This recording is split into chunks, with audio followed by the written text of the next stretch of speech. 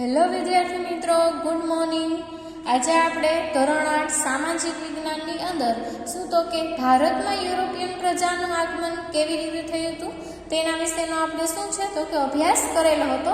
હવે એમની અંદર આપણો જે નેક્સ્ટ પોઈન્ટ છે એ કયો આવશે તો કે ડચ લોકો। કયો આવશે તો કે ડચ લોકો પોર્ટુગીઝોના આગમન પછીના 100 વર્ષે લગભગ 16મી સદીના અંત ભાગમાં હોલેન્ડ હાલનું નેધરલેન્ડના રહેવાસી ડચ લોકો વેપાર અર્થે આવ્યા। શું કીધું છે કે સૌ પ્રથમ તો શું કીધું કે ભારતમાં યુરોપિયન પ્રજાનું આગમન કઈ રીતે થયું એના વિશે હતું। એમની અંદર ડચ લોકો તો કે પોર્ટુગીઝોના આગમન પછીના 100 વર્ષે લગભગ કઈ સદી આવશે તો કે 16મી સદીના અંત ભાગમાં હોલેન્ડ છે હાલનું શું હતું તો કે નેધરલેન્ડના કેવા છે તો કે રહેવાસી ડચ લોકો ક્યાં છે તો કે વેપાર અર્થે ક્યાં આવેલા છે તો કે વેપાર અર્થે રહેવાસીઓ ડચ લોકો આવ્યા। સૌ પ્રથમ પુલિકટ અને મદ્રાસ હાલનું ચેન્નઈમાં તેમણે કોઠીઓ શું કરી તો કે કોઠીઓ સ્થાપી। ઈસવીસન 1663માં આગ્રામાં પણ તેમણે કોઠીઓ સ્થાપી। શું કીધું છે કે 1600 અને MCQS ની અંદર પૂછાય કે ડચ લોકોએ શું છે તો ક્યારે કોઠીઓ સ્થાપી તો ક્યારે આવશે તો કે 1663માં આગ્રામાં પણ તેમને કોઠીઓ સ્થાપી। તે દરમિયાન અંગ્રેજો પણ ભારતમાં આવી પહોંચ્યા હતા। શું કીધું છે કે જે સમય દરમિયાન કોઠીઓ સ્થપાણી હતી એ સમય દરમિયાન અંગ્રેજો પણ શું છે તો કે ભારતની અંદર આવી પહોંચ્યા હતા। ડચ લોકો અંગ્રેજો સામે સ્પર્ધામાં ટકી શક્યા નહીં। શું કીધું છે કે જે ડચ લોકો છે એ શું કરશે તો કે અંગ્રેજો સામે સ્પર્ધાની અંદર શું થયા તો કે ટકી શક્યા નહીં। એના માટે થઈ હવે ભારત પર અંગ્રેજની નજર કઈ રીતે હતી તો કે ઈસવીસન 1600માં ઇંગ્લેન્ડની રાણી કોણ આવશે તો કે એલિઝાબેથના સમયમાં બ્રિટિશ ઈસ્ટ ઇન્ડિયા કંપનીની સ્થાપના થઈ। હિન્દુસ્તાન સાથે વેપાર કરી ધનવાન થવાની ઈચ્છા રાખનાર વેપારીઓની આ કંપની હતી। શું કીધું છે કે 1600માં ઇંગ્લેન્ડના રાણી કોણ હતું તો કે એલિઝાબેથના જે સમયગાળો હતો એમની અંદર કઈ તો કે બ્રિટિશ ઈસ્ટ ઇન્ડિયા કંપનીની શું છે તો કે સ્થાપના થઈ। એમાં હિન્દુસ્તાન સાથે વેપાર કરી અને શું હતી તો કે ધનવાન થવાની ઈચ્છા રાખનાર વેપારીઓની આ શું છે તો કે કંપની હતી। હવે એમની અંદર શું આવશે તો કે ઈસવીસન 1608માં પહેલું જહાજ શું આવશે તો કે પહેલું અંગ્રેજ વહાણ હિન્દુસ્તાનના સુરત બંદરે પહોંચ્યું। શું કીધું છે કે હિન્દુસ્તાનના કયા શહેરની અંદર તો કે સુરત બંદરે તે પહોંચેલું હતું। હિન્દુસ્તાનની ધરતી પર પગ મૂકનાર પ્રથમ અંગ્રેજ હોકિન્સ આ વહાણનો કપ્તાન હતો। હવે શું આવશે તો કે 1608માં પહેલું અંગ્રેજ વહાણ હિન્દુસ્તાનમાં કઈ જગ્યાએ તો કે હિન્દુસ્તાનના સુરત બંદરે પહોંચ્યું। ક્યાં પહોંચ્યું તો કે સુરત બંદરે પહોંચ્યું। હિન્દુસ્તાનની ધરતી પર પગ મૂકનાર પ્રથમ અંગ્રેજ કોણ હતા તો હોકિન્સ આ વહાણનો શું છે તો કે કપ્તાન હતો। તે જહાંગીરને શું છે તો કે મળ્યો પરંતુ પરવાનગી મળી નહીં। શું કીધું કે કપ્તાન હતો પણ એને શું છે તો કે એમને પરવાનગી મળી નહીં। ત્યારબાદ આવનાર સર થોમસ રોયે જહાંગીર પાસેથી સુરતમાં વેપારી કોઠીઓ સ્થાપવાની પરવાનગી લીધી। હવે શું કીધું છે કે એના પછી આવનાર કોણ હતું તો કે સર થોમસ રોયે જહાંગીર પાસેથી શું કરશે તો કે સુરતમાં વેપાર કરવાની કોઠી સ્થાપવા માટેની એમને શું છે તો કે પરવાનગી લઈ લીધી। ત્યાર પછી દિલ્હીની સત્તા શાહજહાં પાસે આવી। શાહજહાંએ અંગ્રેજોને બંગાળમાં વેપાર કરવાની શું કરી તો કે છૂટ આપી દીધી। શું કીધું છે કે દિલ્હીની જે મહાસત્તા છે એ શાહજહાં પાસે આવી ગઈ અને શાહજહાંએ અંગ્રેજોને શું કર્યું તો કે બંગાળમાં વેપાર કરવા માટેની એમને શું કરેલી છે તો કે એમને છૂટ આપી દીધી। હવે છે એના પછીની કઈ પ્રજાતિ આવી તો કે એ છે ફ્રેન્ચ લોકો। ફ્રેન્ચોએ ફ્રેન્ચ ઈસ્ટ ઇન્ડિયા નામની કંપની ઈસવીસન 1664માં સ્થાપી હતી। ક્યારે સ્થાપી હતી તો કે ફ્રેન્ચે ઈસ્ટ ઇન્ડિયા નામની કંપની છે 1664માં સ્થાપી હતી। તેમણે સુરત અને પોંડુચેરીમાં કોઠીઓ સ્થાપી.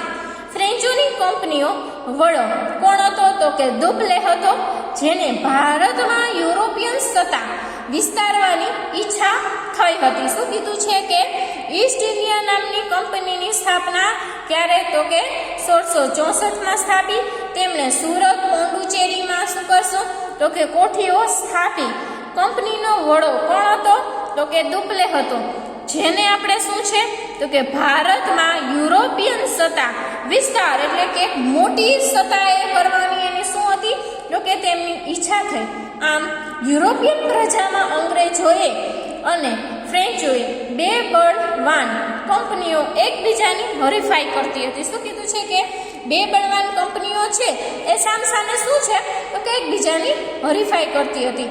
આમાં ઘણી તકરારો અને લડાઈઓ થઈ, જેમાં છેવટે અંગ્રેજો સફળ થયા, પરંતુ ફ્રેન્ચો પાસે છેવટે પોંડુચેરી, માહે, ચંદ્રનગર વગેરે થાણા વેપારી મથકો રહ્યા. એકબીજા વચ્ચે શું થઈ? હરીફાઈ થઈ. હરીફાઈ થવાને કારણે શું થયું? તો કે એકબીજા વચ્ચે તકરાર થઈ અને છેવટે અંગ્રેજો શું છે?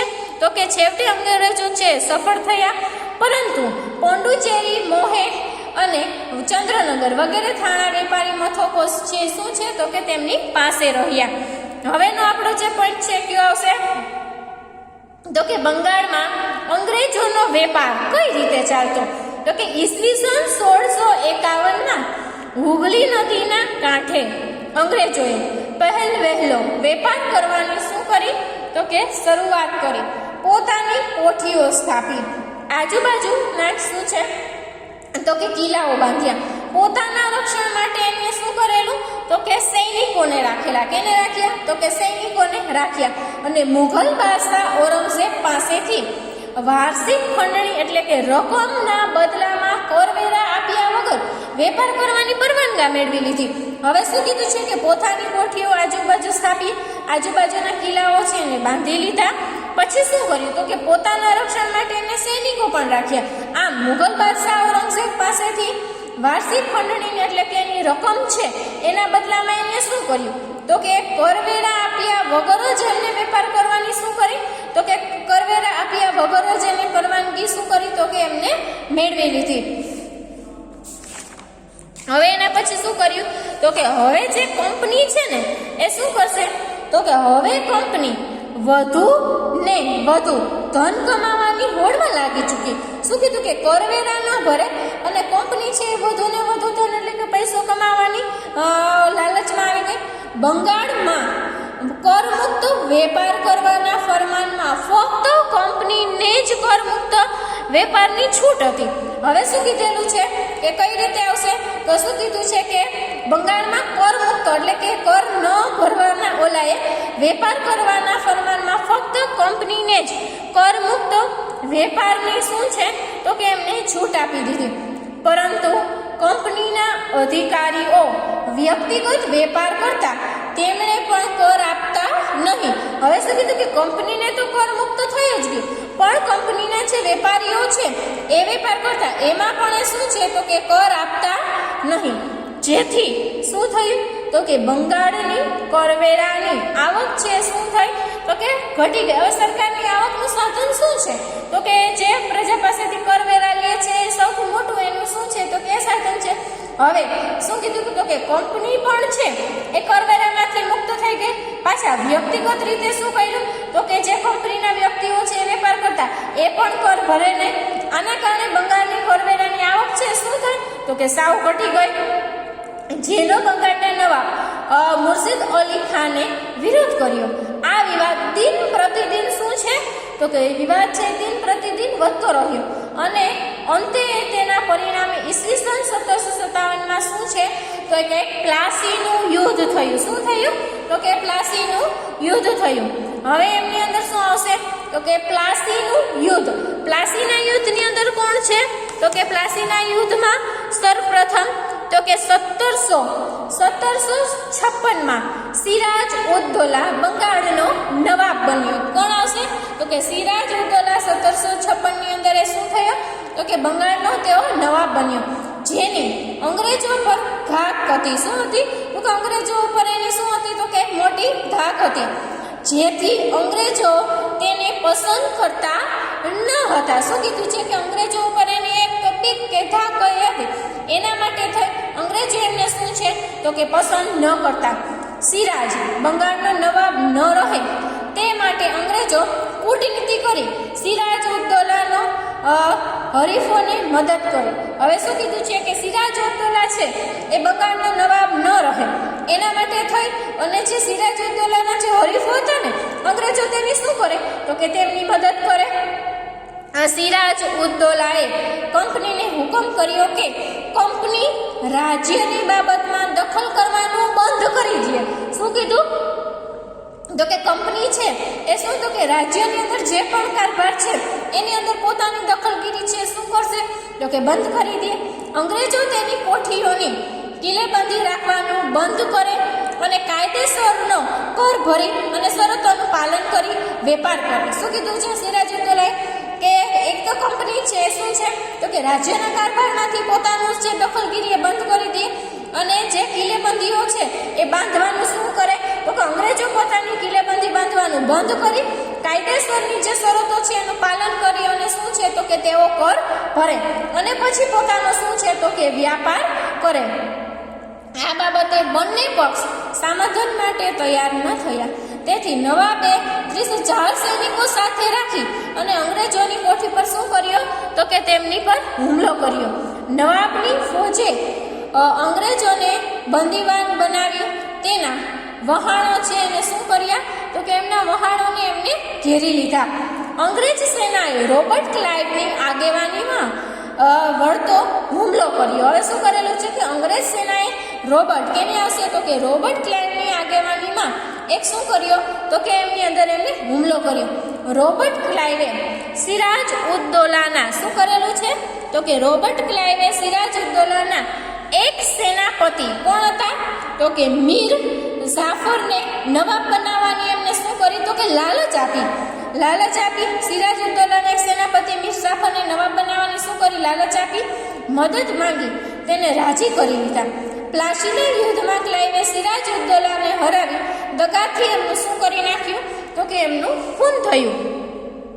હવે ભારતમાં કંપનીની આ પહેલી લડાઈ હતી. શું કીધું કે ભારતમાં કંપની માટેની આ શું છે તો કે આ પહેલી લડાઈ હતી જેમાં ભારતમાં અંગ્રેજોની સત્તાની શરૂઆત થવાની હતી. શું કીધું કે એમની અંદર ભારતની અંદર અંગ્રેજોની સત્તાની શું છે તો કે શરૂઆત થઈ હતી. આ માટે લડાઈ ભારતના ઇતિહાસમાં મહત્વની ઘટના ગણાય છે. શું કીધું કે આ લડાઈ છે ભારતના ઇતિહાસની અંદર કેવી છે તો કે એક મહત્વની ઘટના ગણાય છે. આ બનાવથી ભારતનો ઇતિહાસ છે શું છે તો કે ભારતનો ઇતિહાસ છે એ બદલાયો. હવે એમની અંદર આવશે કેવું છે તો કે બક્સરની લડાઈ. પ્લાસીના યુદ્ધ પછી મીર જાફરને શું થયો તો કે બંગાળનો નવાબ બનાવી કંપનીએ પોતાની ઈચ્છા છે એ શું કરી તો કે સંતોષી, પરંતુ કંપનીને એવો માણસ જોઈતો હતો કે તેના ઈશારે કામ કરે એટલે કે એના ઈશારા ઉપર એ નાચે. પરંતુ કેટલીક બાબતોમાં મીર જાફર છે એ શું કરતો તો કે કંપનીનો વિરોધ કરે. તેથી કંપનીને તેને દૂર કરી તેની જગ્યાએ મીર કાસિમને નવાબ બનાવી દીધું. કારણ કે મીર જાફર છે એ શું છે તો કે અંગ્રેજોના ઈશારા ઉપર નાચે નહીં, એનું કાર્ય કરે ને, એટલે એને હટાવી અને શું કર્યું તો કે તેની જગ્યાએ મીર કાસિમને શું કર્યો તો કે નવાબ બનાવી દીધો. નવાબ બન્યા પછી મીર કાસિમ કંપનીને પરેશાન કરવા લાગ્યો. હવે શું કીધું છે કે પહેલા મીર જાફર હતો, મીર જાફરને ખસાવી અને તે જગ્યાએ સૈનિક એને લીધો તો કે મીર કાસિમને લીધો. મીર કાસિમમાં પછી મીર કાસિમ છે એ પોતાનો શું છે સત્તા એટલે કે નવાબ બન્યા પછી શું કર્યું તો કે કંપનીને પરેશાન કરવા લાગ્યો. એવું લાગતા ઈસવીસન 1764માં બક્સરની લડાઈ દ્વારા તેને હરાવી ફરી પાછી કેને તો કે મીર જાફરને બીજી વાર બંગાળનો નવાબ બનાવી દીધો. શું કીધું કે ફરી પાછો શું છે તો કે મીર જાફરને બંગાળનો નવાબ બનાવી દીધો. એમાં 1765માં મીર જાફરનું શું થયું તો કે મૃત્યુ થયું. તે પછી ક્લાઇવ ખુદ બંગાળનો શું છે તો કે ક્લાઇવ ખુદ બંગાળનો નવાબ બની બેઠો. આમ બંગાળથી શરૂ થયેલા અંગ્રેજ શાસનને પૂરા ભારતને કેવી રીતે ગુલામીમાંથી જંજીરમાંથી જકડી લીધું અને ઈસ્ટ ઇન્ડિયા કંપની એક વેપારી કંપનીમાંથી આગળ વધવા કે આખા ખંડથી શક્તિશાળી બની થઈ, તેના વિશે વધુ વાત આપણે પછીના પ્રકરણમાં કરશું. શું કીધું છે કે બક્સરની લડાઈમાં સૌપ્રથમ પ્લાસીના યુદ્ધ પછી બક્સરની લડાઈ, એમાં મીર જાફર છે બંગાળનો નવાબ હતો, પણ કંપની છે પોતાની ઈચ્છા પ્રમાણે મીર જાફર કામ ન કરતો, એના કારણે એને શું છે તો કે એ માણસને ત્યાંથી ખસેડી લીધા પછી મીર જાફરને કંપનીનો શું કર્યો તો કે વિરોધ કર્યો, તેથી તેને દૂર કરી અને તેને તો કે મીર કાસિમને રાખ્યું. મીર કાસિમ છે એ શું છે કંપનીના દરેક ઓલાને શું છે તો કે પરેશાન કરવા લાગ્યો, એના માટે થઈ અને ફરી પાછી 1764માં શું છે તો કે બક્સરની લડાઈમાંથી એને હરાવી ફરી પાછો કેને તો કે મીર જાફરને બીજી વાર લીધો. હવે એમાં બન્યું એવું કે શું છે તો કે થોડા સમય પછી કેનું છે તો કે મીર જાફરનું શું છે તો કે મૃત્યુ થયું. ત્યાર પછી એના પદે કોણ આવેલું તો ક્લાઇવ ખુદ પોતે જ શું છે તો કે બંગાળનો નવાબ બની બેઠો અને બંગાળથી શરૂ થયેલા અંગ્રેજ શાસનને પૂરા ભારતને કેવી રીતે ગુલામીની જંજીરમાં શું છે તો કે આખી ગુલામીની જંજીરમાં એને શું કરેલું તો કે ઝંપડી લીધું અને ઈસ્ટ ઇન્ડિયા કંપનીની એક વેપારી કંપનીમાંથી એને શું છે તો કે આગળ વધતા આખા ખંડની શક્તિશાળી સત્તા છે એ શું કરી તો કે પોતાના હાથમાં લઈ લીધી. આ વિદ્યાર્થી મિત્રો આપણો યુનિટ નંબર 1 હતો. તો કે ભારતમાં યુરોપિયન પ્રજાનું આગમન કેવી રીતે થયું તેના વિશે વિદ્યાર્થી મિત્રો આપણે શું છે તો કે સંપૂર્ણ ચર્ચા કરેલી છે. આપણે આ યુનિટના શું છે તો કે આપણે આ યુનિટના આજે આપણે શું તો કે સંપૂર્ણ સમાપ્ત કરીએ છીએ. હવે નેક્સ્ટ યુનિટની આપણે શું છે તો કે કાલે ચર્ચા કરશું.